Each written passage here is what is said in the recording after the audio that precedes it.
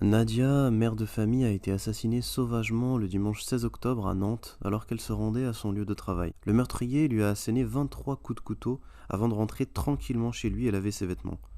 Les jeunes du quartier ont mené leur enquête à l'aide des caméras de surveillance.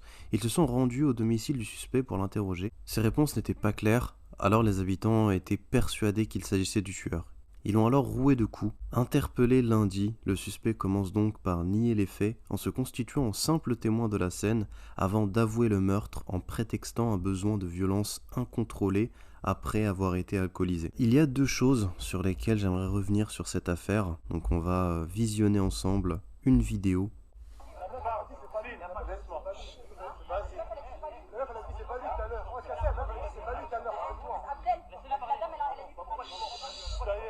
Alors juste pour vous donner le contexte rapidement, il s'agit d'une vidéo qui a été filmée par les habitants du quartier, car pour eux, vraiment, ils étaient persuadés que c'était lui le tueur, et donc ils essaient de lui poser des questions, et c'est vraiment bien joué de leur part, parce qu'on voit qu'ils essaient vraiment de le déstabiliser, de lui poser plusieurs questions, afin tout simplement d'avoir la vérité.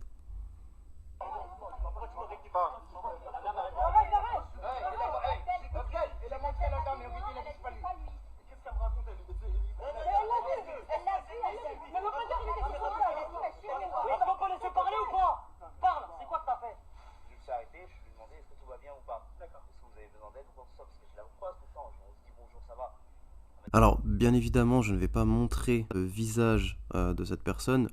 D'ailleurs, je crois qu'il y a un membre de sa famille avec lui. Donc voilà, vraiment par respect, j'ai décidé de ne pas montrer.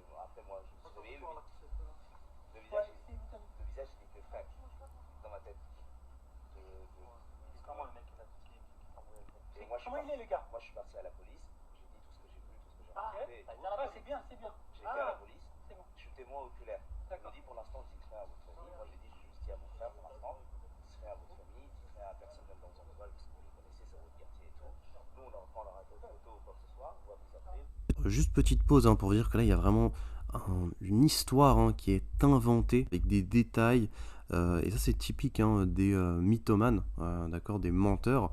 Voilà, ils vont inventer des histoires avec beaucoup de détails. Ça va paraître cohérent, mais en réalité, lorsqu'on va leur poser quelques questions, on va se rendre compte tout de suite de la supercherie, parce qu'ils vont être en difficulté assez facilement. Je ne sais pas si vraiment cette personne-là, du coup, a des soucis psychologiques. En tout cas, là, en l'écoutant, on peut s'apercevoir que tout de même, il n'a pas l'air très net. En tout cas, il a l'air assez atteint.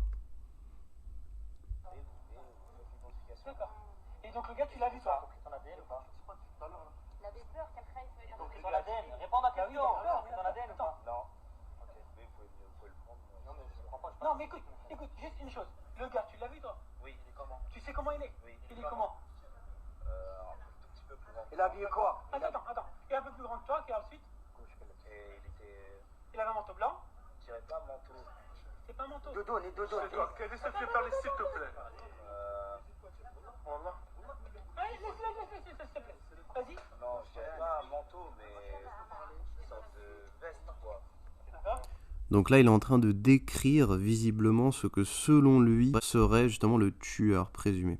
Alors qu'il s'agit de lui, c'est vraiment lui le tueur. Et là, il est en train finalement de complètement inventer un personnage pour se dédouaner en fait de cet acte.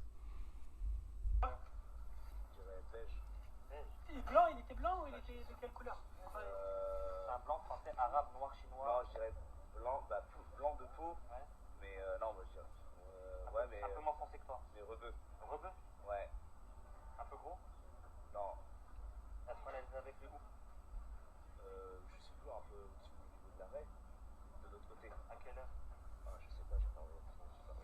Dans l'arrêt,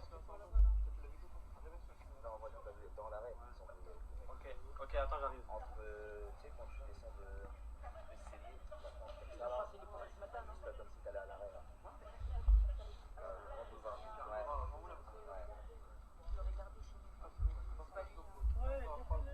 On voit que clairement c'est quelqu'un qui est atteint, qui vraiment est prêt même à inventer une histoire de toute pièce pour se dédouaner d'un tel acte qui est monstrueux. La chose sur laquelle je voulais revenir, c'est aussi le traitement médiatique. Les médias complètement passé sous silence cette affaire.